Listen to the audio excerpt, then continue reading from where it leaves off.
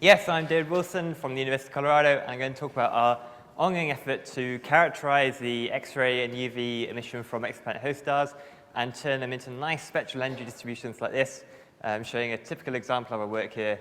And by typical example, I of course mean the best one. This is done with a lot of different people. I'm going to talk about 3 different programs mainly, but there's been several others, and a lot of people involved, so I just want to acknowledge all of my collaborators here. But I do want to make one thing clear. I am not responsible for any of the acronyms. Right, as long as that's clear. So, why do we care? So knowing life star includes knowing the X-ray and the ultraviolet. And so I'm showing here the sun. And we can immediately see that the X-ray and ultraviolet isn't something that we can necessarily predict from the photosphere, from this photospheric spectrum. So in the optical infrared, you see this like kind of nice black body with a few absorption lines, but then into the UV and X-ray, it becomes very different, dominated by emission lines. This is hot, tens to millions of Kelvin degree emission from the stellar atmosphere. And this is important for understanding and interpreting exoplanet observations for several reasons. And Kevin France is going to go a bit more into why we care about this on Friday. But just briefly overview, each of these wavelength regions affects planets in different ways. So the way we typically think about the stellar impact on the planet is that it just heats it up. So that's what the optical infrared is doing, providing the equilibrium temperature of the planet, warming up the surface and atmosphere. But in the ultraviolet drives photochemistry in the upper atmospheres. And we're already seeing with JWST evidence of photochemistry, photochemical products in the upper atmospheres of planets, and the abundances of those chemicals, those molecules, will be affected by the ultraviolet, and in particular the ratios of the near and far ultraviolet light. So the abundances of the planetary atmosphere will depend quite sensitively to the input it's getting from the star. And then it's come up several times, been hinted at several times today as we go into shorter wavelengths in the X-ray and EUV, extreme ultraviolet.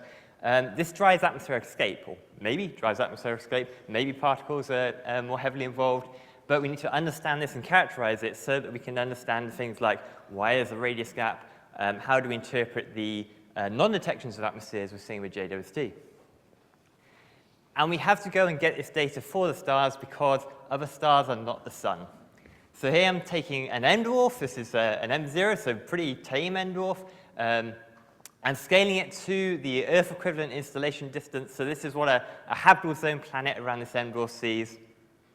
And you see the X and UV emission that it's seeing from its star are very different. In the ultraviolet, that key ratio of near to far ultraviolet light is very different. So we have a much lower near UV flux, pretty much the same far UV flux. So photochemistry in this planet, hypothetical planet's atmosphere will be very different, subject to very different inputs.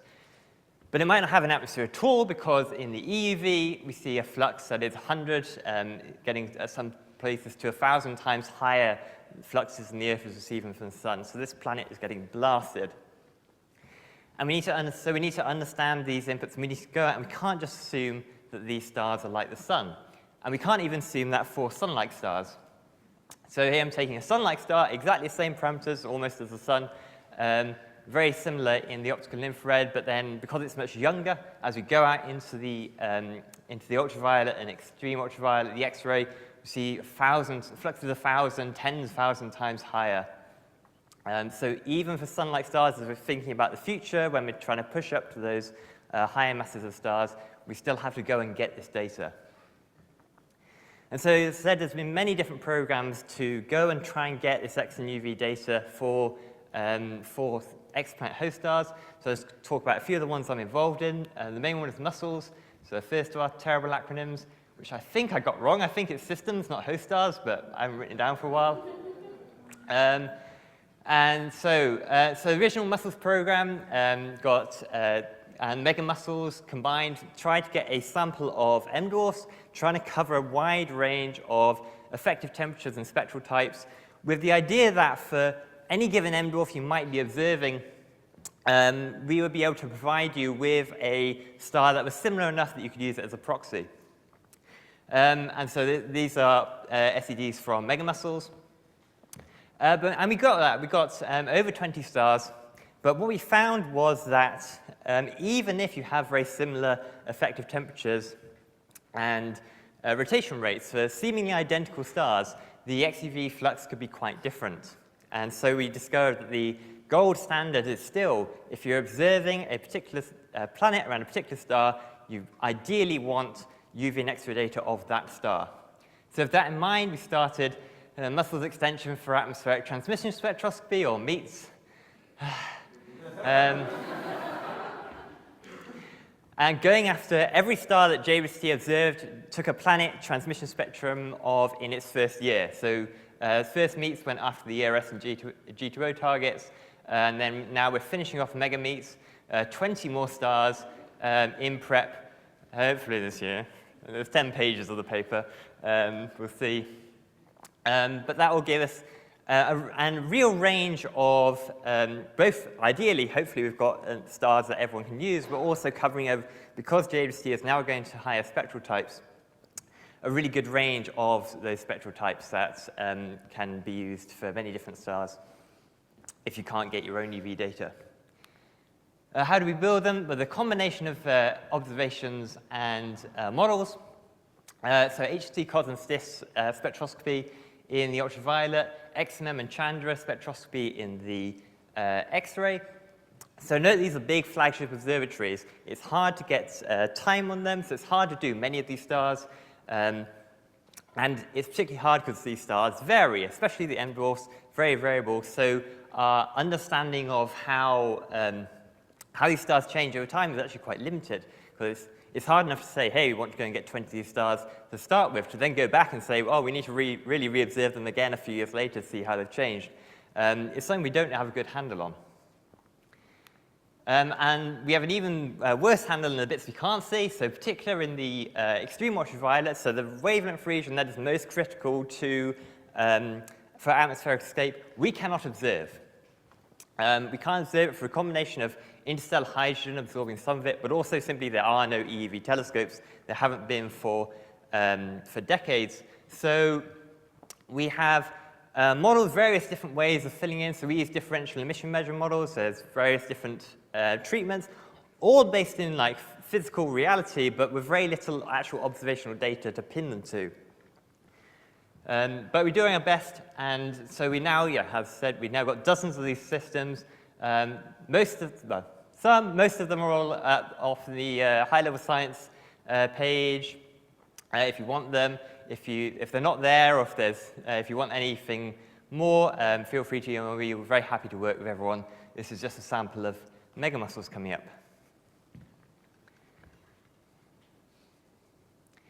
So, going forward from JWST, we've been looking to the future. So we've been working on looking at these stars that the Habitable Worlds Observatory might observe. Unfortunately, we've had to pause work on this due to fascism, but we spun up a group to look at the most likely stars that the Habitable Worlds Observatory will be observing to search for planets, and seeing what the X-ray and UV data for them was. And we kind of naively went into this thinking, oh, these are bright nearby stars. Surely they've been observed over and over again. And it turns out that is not true.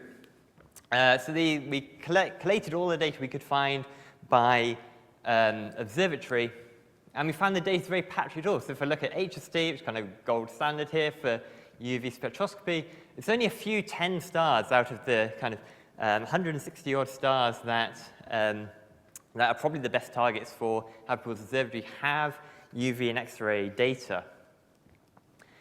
So we need to go out and observe these as soon as possible while we still have these facilities. Hubble is aging. Its funding is being cut to start with, but also like it's old. At some point, it will stop working the same for the X-ray telescopes. And we need this data as inputs to design the instruments for Habitable Worlds. We can't just wait until Habitable Worlds with its fantastic UV spectrograph is available.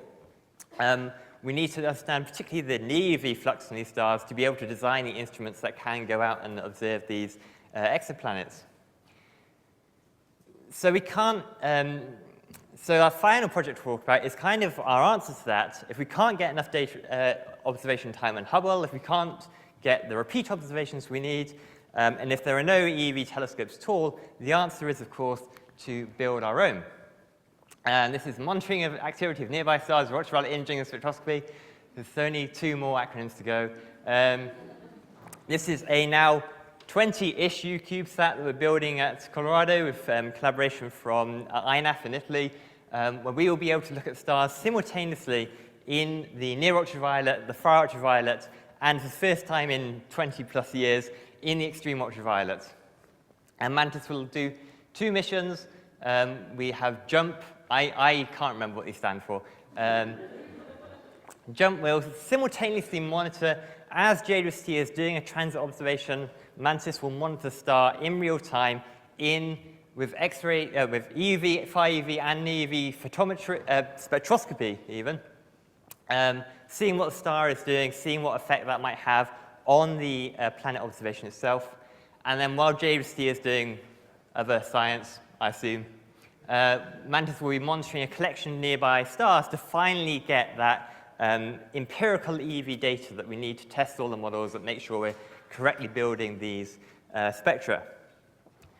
So I'll just leave my conclusion slides. We require this information to be able to correctly interpret exoplanet atmosphere observations, but we are getting it. You can get them all here or email me. And just because everyone's got to mention TRAPPIST-1, I'm building a better SED of TRAPPIST-1. It will be available soon. Thank you.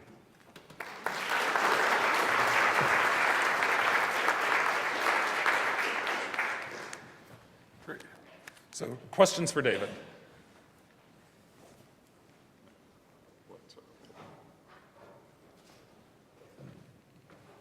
I know we want to give junior people a minute.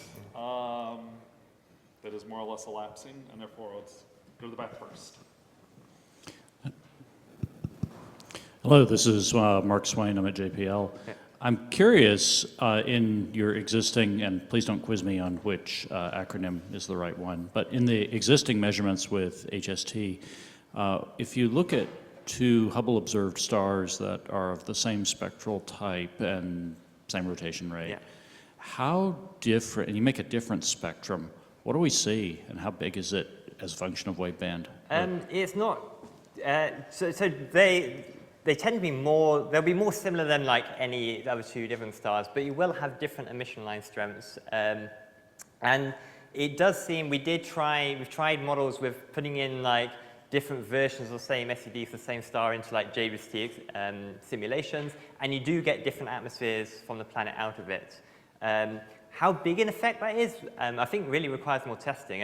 Ideally, like to the community, please take our SEDs and throw them into models and see like how much we need to care about the exact UV spectrum is still kind of unknown, and also the stars vary. So I think the gold standard might be to like try and take, if you have a star that you're observing, actually take as many different SEDs for different stars that are similar-ish to that and throw that into your model, see what effect it makes.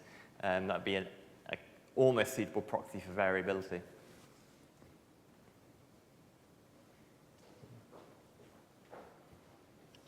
Hey, Aman Kar, Georgia State.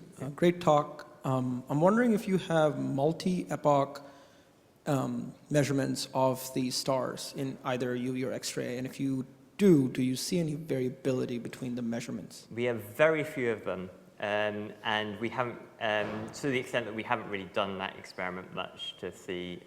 We see variability within the measurements. They flare all the time, even the ones that don't flare in the optical, like Barnard's star just flares constantly in the UV and X-ray.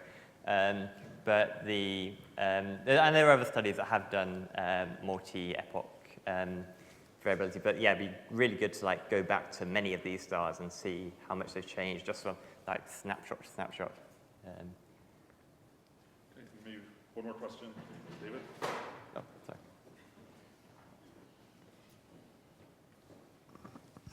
That was a really nice talk, and thank you for all the acronyms.